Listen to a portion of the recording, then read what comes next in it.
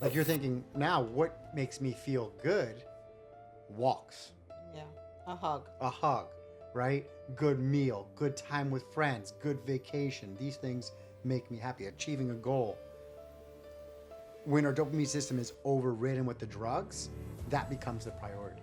It's getting that No matter what. no matter what, right? Welcome back to the GDC project. I'm sitting here with my new favorite co-host, my mom, Maria. She did so great last time. We had such positive feedback.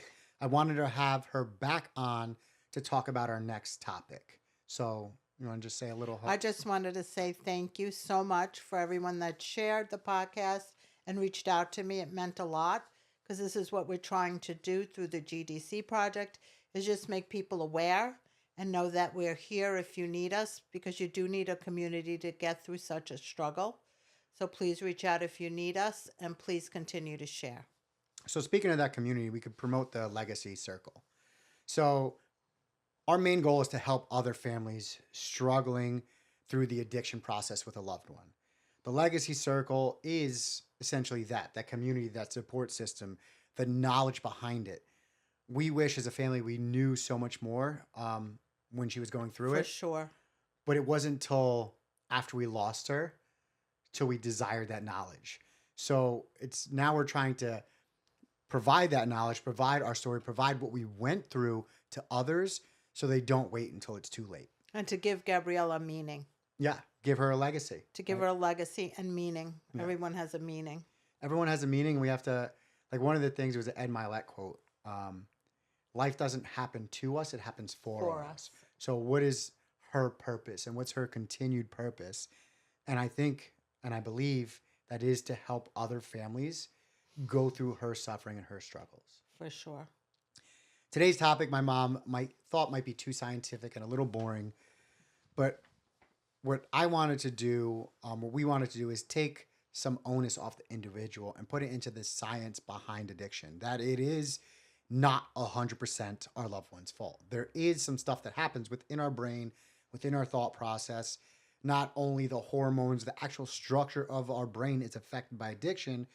So we wanted to give a little brief overview of kind of what that is and how it happens, and maybe some of our stories of maybe things we saw or affect us in our own lives. Plus, I think your perception of the addict is a little different if you know the science behind it. Yeah, because we always thought like, this is her fault. This is her choice. What is she doing? Why is she doing it? Right. Not realizing that there's actual structural and hormonal changes And that she was suffering. that she was suffering. And we always said she's a different person. But in reality, she actually was turning into a different person. She was two different people. Two different people, yeah. Gabriella and the addict. And the Gabriella. addict Gabriella. We didn't have different names for her, but we would say she's not herself today. Right? Exactly. She's off. She's not She's herself. off. Mm-hmm. So these studies all pulled off PubMed on addiction. First study is 2019. It's called the Neuroscience and Drug Reward Addiction.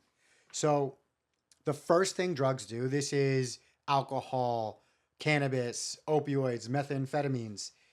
They attack our dopamine system. Our dopamine system is known as the feel-good hormone. You find it, what did you say? Walking, eating right, having a good conversation, having a good weekend with your husband.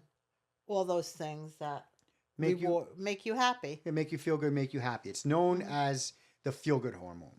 So what drugs and alcohol do is stimulate that hormone 3 to 10 times more than we would normally get it. So if you think about that as an issue, that's a huge issue. And that doesn't just happen with drugs and alcohol. It happens with sugar. It happens with social media. All these large companies figured out ways to manipulate that dopamine system, and it's the biggest driver to all of our addictions. A simple way to understand this dopamine is the dopamine tells our brain something is worth repeating. So we all scroll social media. It's that extra little finger swipe. Yep, I need another one. I need another one. I need another one. That's the dopamine system in play. When something important happens, the dopamine signals the brain. Okay? And we like to think it as the feel-good hormone, but In reality, it's not. It's the motivation and learning hormone. And this has been with us forever. And it's essential to survival. It was meant for things like eating food and drinking water and building relationships and achieving goals and learning new skills.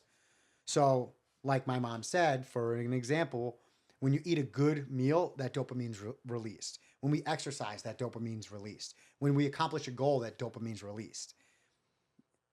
Our brain learns that that felt good. Let's do that again.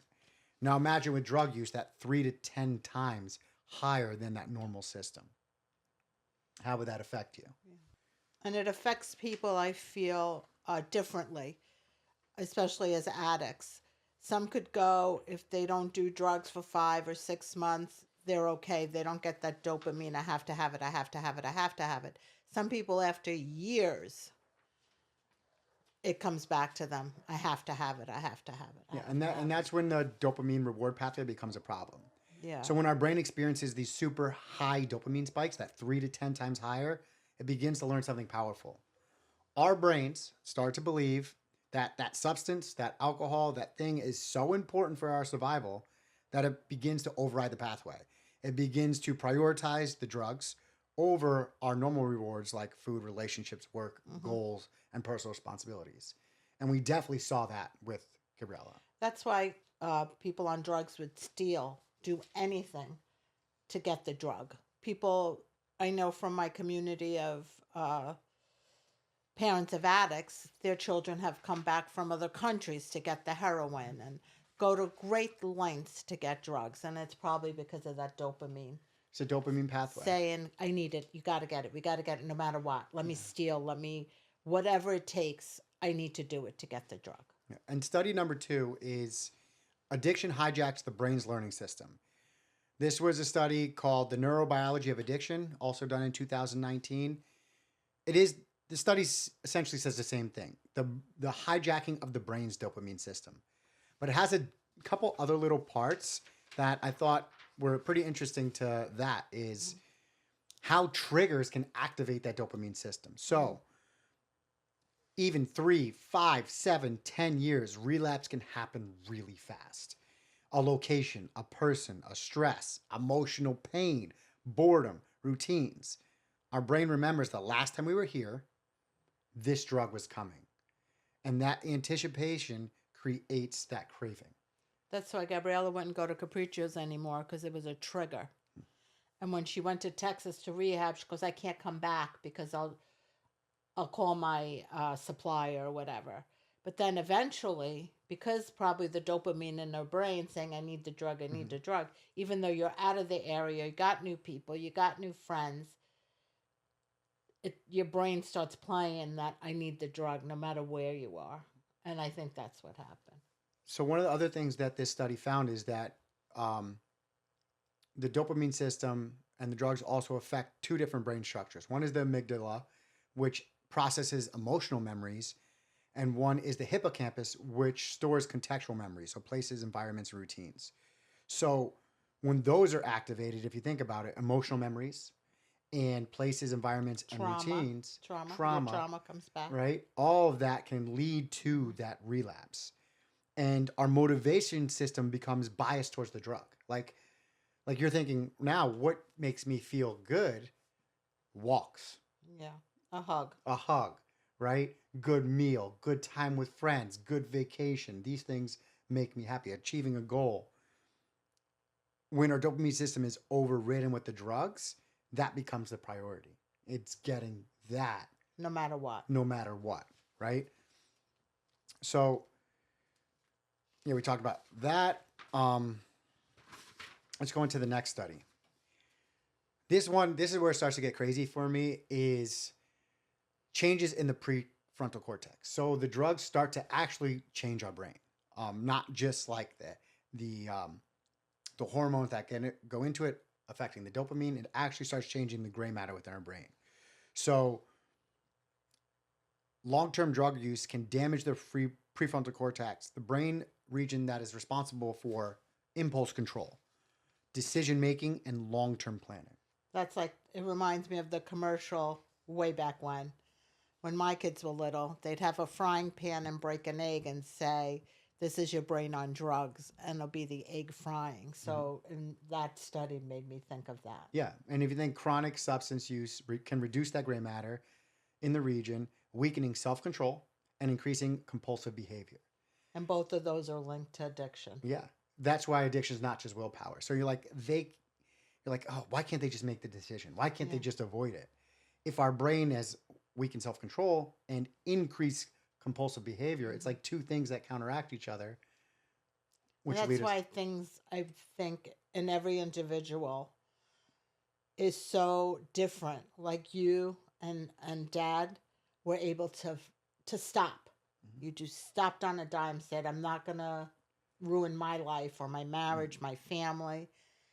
Gabriella couldn't stop. See, I feel like I was able to stop with alcohol, but I still feel I struggle in other things in my life. Like now, currently, whether it's my phone, food, I still struggle with weak self-control and increase compulsive behavior. Like I was talking to this about Steven, is the BED, binge eating disorder, which is a real thing. That's what Gabriella got diagnosed. The first time I had taken her to therapy, she was diagnosed with that. And then we went to the eating disorder clinic. And just one thing, I think, led to the other. So then she had gastric bypass. And I think, okay, so now she doesn't have a binge eating disorder. So now she has an alcoholic disorder and then a drug disorder. So it kind of progressed because we just put a Band-Aid on the binge eating disorder. The more I think about binge eating disorder, it is an addiction disorder, right? Because exactly. Once you eat, you can't stop until you almost feel like you're going to throw up. Exactly. Like I'm good, and then if something triggers me, I'm off the rails. Right. Like I could eat basically perfectly all 6-7 days in a row. Then one day will trigger like a 2-day just continuous binge eating. But at least you're aware of it. Yeah, I'm aware of it. You're aware of it. I think that makes it not okay, but you're aware of it and you're like, okay, I'm going to do this today. Now I'm going back to my old way. But that doesn't think if it wasn't food. Yeah. Right? I still don't have control. Yeah. Right? If it wasn't food, if it was alcohol, if it was something else, it could be really a lot more damaging to my life. Like the fact that I shouldn't just accept it. Like I should still try and work through it and figure it out and figure out why my mind's working that way, why that happens to me. Because it does affect me negatively. Yeah. Right? If we think about the definition of addiction, it's like when I don't have control over my decisions and it's affecting my life in a negative way. Right. Like we talked about, it was Matthew Perry. We were calling him Chandler. Right. I have control. I have the choice over my first drink. That's like at the bakery, I have control over my first cookie. And then after Once I have that one cookie, I'm done. You lose control. Yeah, 100%. So it's like, what in the brain, like that's the dopamine system. The cookie tasted so good, I need another one. But the way sometimes now I think of it is, okay, I'm going to eat that cookie. That dopamine's going to last 2 minutes. Yeah. And gone. So yeah, but I'm going to forget about that cookie. But think about what we just talked about. The dopamine teaches you that that's a good thing. Yeah. That's worth repeating. So you have to have kind of a different conversation with yourself. Yeah. And that's the hard part because that dopamine's preset in there. It's like what taught us to survive. Whatever, 10,000 years ago. Yeah, to eat, right? Yeah. That was good. I got to do that again. But now the sugar, we're not supposed to eat a cookie full of sugar. No. So you think about alcohol, methamphetamines, opioids, 3 to 10 times. Sugar's the same, 3 to 10 times that dopamine spike. So we're right back in there chasing the sugar. So when we talk about addiction, I don't like to just say drugs and alcohol. It's like, what is affecting you in a negative way? Right. How can we learn what's going on in our brain? Because this isn't just drugs and alcohol. This is food. This is social media. This is negative thought patterns. Like we could be addicted to absolutely anything, right? And that's the number one. And what I'm reading about now is to change the verbiage of your negative. Yeah. How do you talk to yourself? I'm never going to be good. You have to say, I will be good. I will be good. So you have to change it in your brain, your verbiage. Yeah. Yeah, how do you talk to yourself is very Very important. important. Very important What's in every that, decision you make. I don't know if it's Henry Ford or maybe it was Shakespeare. It's like whether you think it true. I don't know. Can't even think of the quote. But it's like Oh, you whether you think it is or you isn't, you're right. yeah. Whether you think it's true or it isn't true, you're right. So you have to change. Like my life's never going to be good. To Yeah, it's going to be good. it's gonna be good. It's going to be But good. it's not just you. That's where we'll differ there because you can't just. It's gonna be good. You have That's to where have you have. something a That's where you have goal the to. levels of mindset, right? Levels of mindset start with the victim. Yeah. Everything's terrible. Everything's bad. Oh, the woe is me. Everything happens to me. Everything bad happens to me. Right. Right. So that needs to change Right. immediately. Then the next level up, we have pessimist. It's never Yeah. gonna work out for me. Yeah. Like, no matter what I do, it's not enough. Everything bad's gonna happen. So it's a Yeah. little bit better than victim, but pretty damn close. Then you have the optimist, right? Everything's gonna work out great. But then they don't do anything about it. They don't do anything about it because they just believe it's gonna work out great. Right. Then the realist, I know this shit sucks right now, but I'm gonna do the work to improve. Right. But Then above that, you have they call it the curious competitor, whereas like I'm gonna go do that stuff. I'm gonna put in the work. Right. I'm gonna will myself to win. I'm gonna learn and figure it out.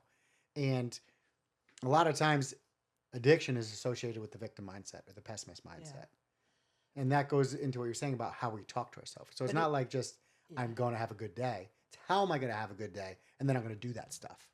Exactly. But I was reading Giving Meaning to somebody that passed, and the guy that wrote the book, Dr. David Kessler, it's a very good book. His son passed, and he went to visit a friend one year, and his son had passed, and he was grieving and whatever.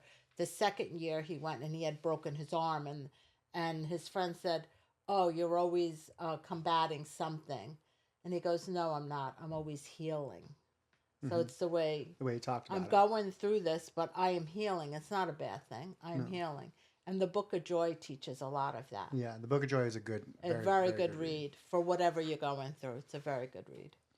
Yeah. So let's go back into that prefrontal cortex and changing the actual gray matter. So we have to think of the prefrontal cortex as the CEO or control center of our brain, and it's responsible for things like impulse control we talked about. That's the ability to pause before acting. Okay, decision making, weighing consequences before choosing, long-term planning, thinking about the future instead of immediate gratification, right? Judgment, determining what's safe, healthy, or appropriate, and self-regulation, controlling our emotions and behaviors. Yeah, I want to go back to that where you had said impulse. Mm-hmm. Gabrielle was all about impulse. Mm-hmm. Even as a teenager, when she was at the eating disorder, the doctor that was treating her says she's very impulsive, but she's in that teenage stage. Mm-hmm. But she never left that teenage stage. So when you look back at her life, we had so many signs Yeah. of things. And that's what I like to think about this stuff. This is, was her gray matter affected then? Could have been. Like, I'm not just saying from, because this doesn't state in these studies, it doesn't state what the person was addicted to, right? Right. It just is like addiction, Right. right? Addiction hijacks the brain learning system. Yeah, could have been her addiction to sugar or Yeah. food. Our food. Her Yeah. first addiction, yeah. Her first addictions. And maybe that changed her prefrontal cortex. So into that impulsive, this is going to feel good right now, but will hurt me later. It does not exist, No. right? It does not exist. That prefrontal cortex is what allows us to resist temptation. So if we think about temptation and the dopamine system is telling me that cookie's going to be fucking good. Yeah. That and cookie. and you don't have the strength to resist it. And that prefrontal cortex is what allows you to resist it. Yeah. So if that's damaged, we think about like even NFL players. Yeah. A lot of times the CTE, it's that prefrontal cortex, that decision making, that impulse control, that long-term planning, judgment, that's really affected. So if we can't resist temptation and we have that thing telling us, hey, let's go, this is going to be good. Yeah. It's a scary combo to have. At whatever cost. At whatever cost. The cost doesn't matter. We can't regulate that. No. So let's talk about why this explains what families often see. Why do they keep doing this when they know it's destroying their life? Why can't they just stop? They promised they wouldn't use again. So from the outside, it looks bad, where they're making bad choices, or it's a Mm-hmm. lack of willpower. But like we just said, it's like dopamine, no decision making power. Is it really their fault, or is their brain structure changing? Right. Or maybe a little combination of both. Looking both ways. Yeah. A little So, of both, I think. Looking back. so another change it makes to the brain. This was study number 4. Addiction creates long-term brain changes and neuroplasticity. So the neuroplasticity in addictive disorders. So It has to. You're putting that hmm poison in your body. hmm It has to do a lot of damage. So what does neuroplasticity means? Well, that means the brain rewires itself based on what we repeatedly do, think and experience. Hmm. Right? That's why I always like to put think in addictions, because if we're always thinking negative, our brain is rewiring to think negative.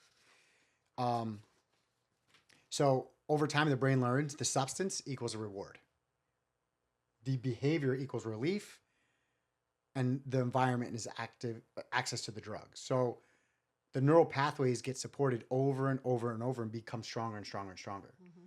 So you're like what you said before, the person flew back from Europe. Yeah, they were giving a year in Europe on a farm to get sober, Hmm. and they flew back.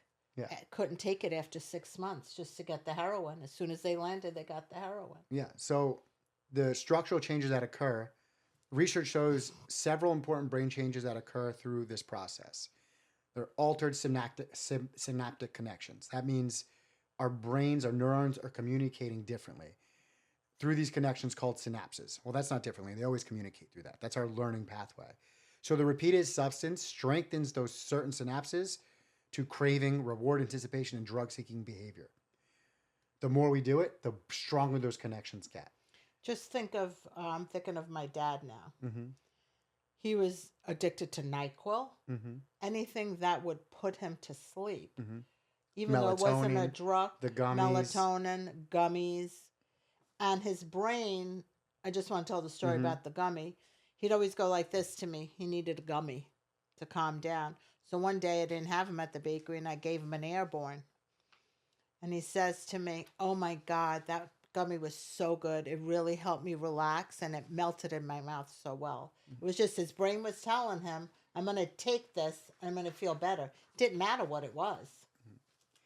So if you think about the structure brain wise, gray matter in our prefrontal Mm-hmm. cortex is getting deleted. In our memory learning synapses are getting stronger. So we continue to learn over and over. The drug feels good, Mm-hmm. right? How do we get it? What the environment is, and those pathways are getting stronger and stronger. So think about like a child as a language, riding a bike, um, anything you learn. Those new like you never start knowing how to do it, No. right? So those synapses get stronger and stronger each and every time you do it. So if you think about drug addiction, every time you do it, that pathway gets stronger and stronger and stronger. And you need more and more and more. And you need more and more and more. So that's why I want to go into study number 5, because I don't want to go too crazy with the science, like you said. There's a system that begins to be created called the anti-reward system. This was a study called Neurocircuitry of Addiction.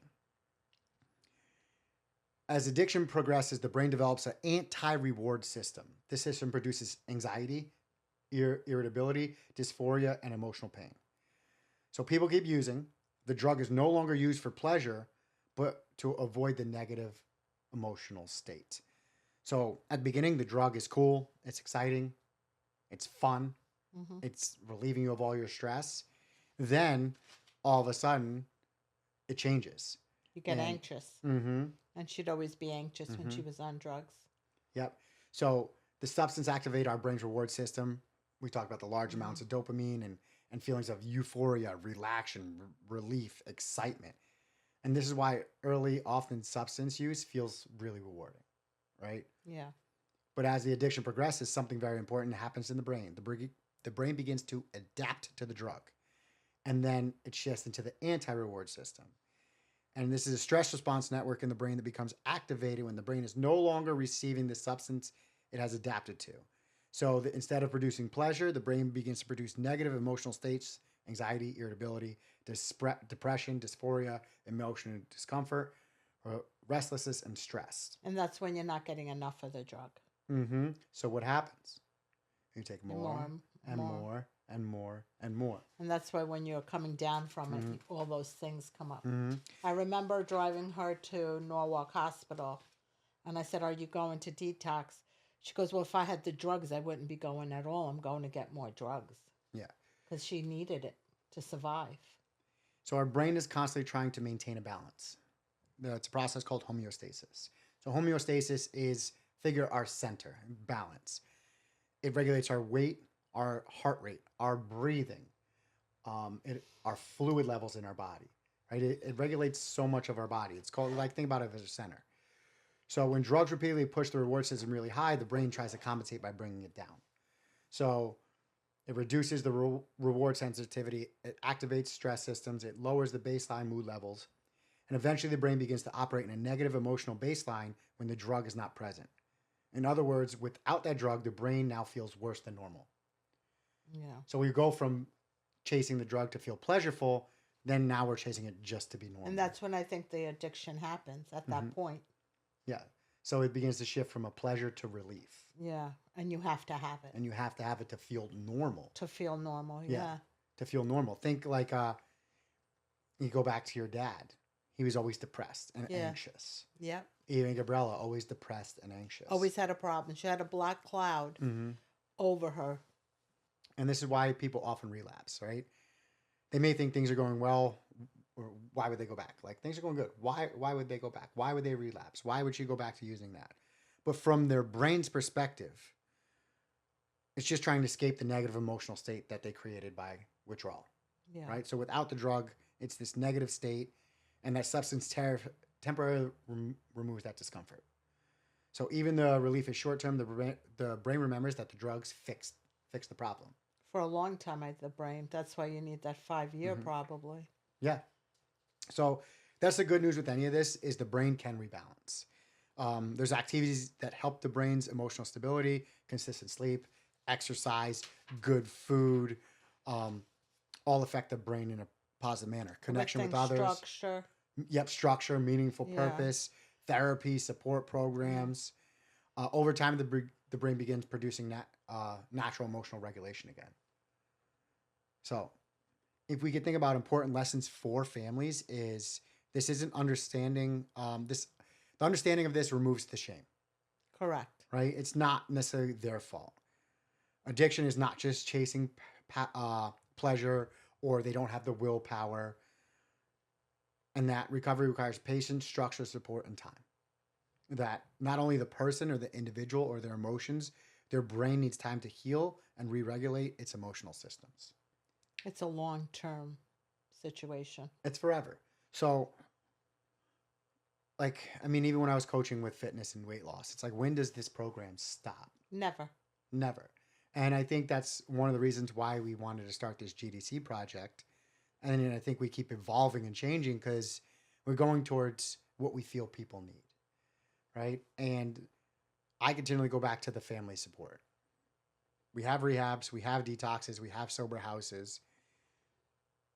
I think we need each family to have the knowledge and be able to coach and guide the entire family through the process. Guide that, hey, like, this is a lifelong process. At least you could give them the information. We had none of this information. No, we also didn't try and get it. No, we didn't. Yeah. I think we had the belief that it was just her willpower.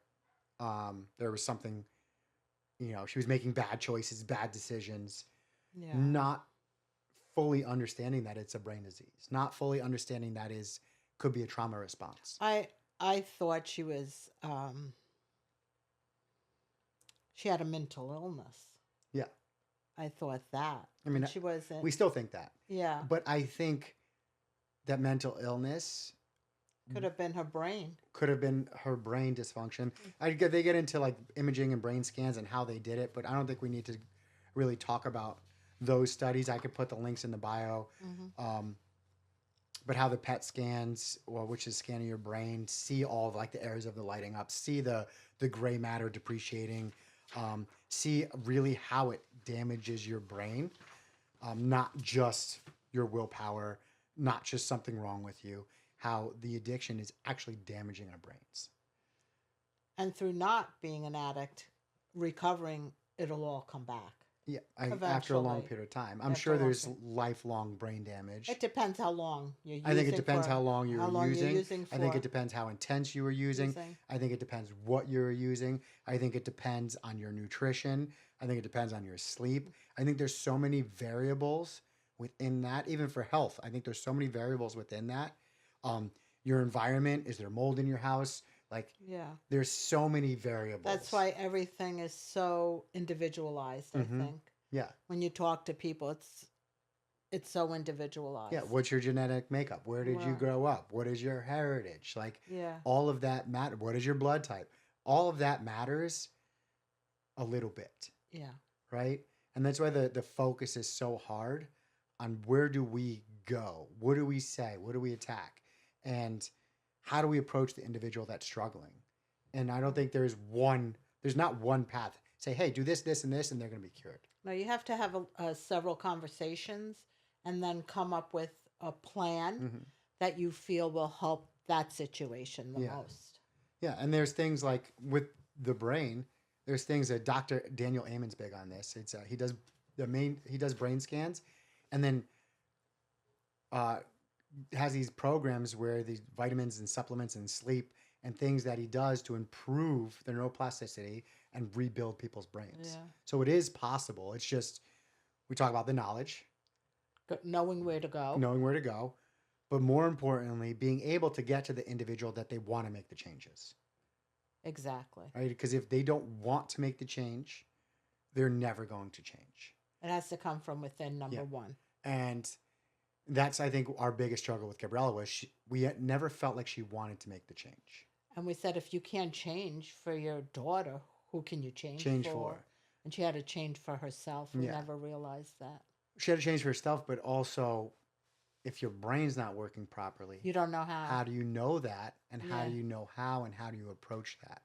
Yeah. And I think that's the biggest area for research, I guess, would be. It's like, okay, we know the brain's getting damaged.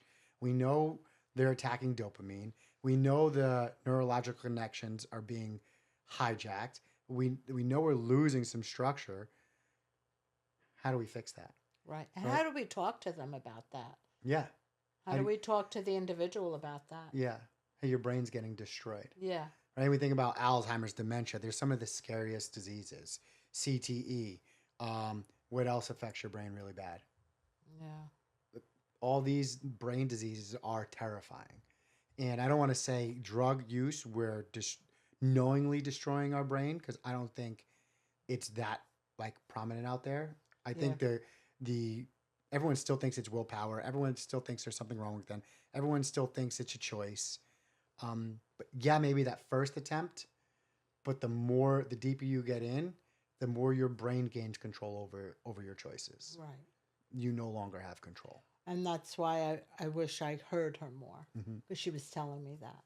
Yeah. She wasn't stupid. She was smart. Yeah. She was trying to tell me that. She goes, do you think if I had a choice? Nobody's choosing to be an addict. Yeah. That's not a path of life anybody wants to have, to steal from their parents and, make sure they have the drug. One of my girlfriends, the son, was teaching English in Korea, very bright kid. Came home into LAX, got arrested because he was trying to buy drugs from a DEA agent. Yeah. Soon as he landed. So it's so crazy on how it takes a hold on you. Yeah. And literally makes your decisions and choices for you. Such a hold. Yeah. Well, we're losing battery in the camera. Let's end this up. We're going to go further on this. My next podcast is going to be with Shira. Oh, that'd be good. So we're going to go into the psychological side a little bit. So we did the scientific side. We'll get into the psychological side. And really just trying to help families understand what their loved ones are going through. And just if you could share it, maybe it'll touch one person. Yeah. One person at a time. That's all we're trying to do. One person at a time. One family. And thank you for listening. Yeah, thank you very much. Talk to you guys all soon.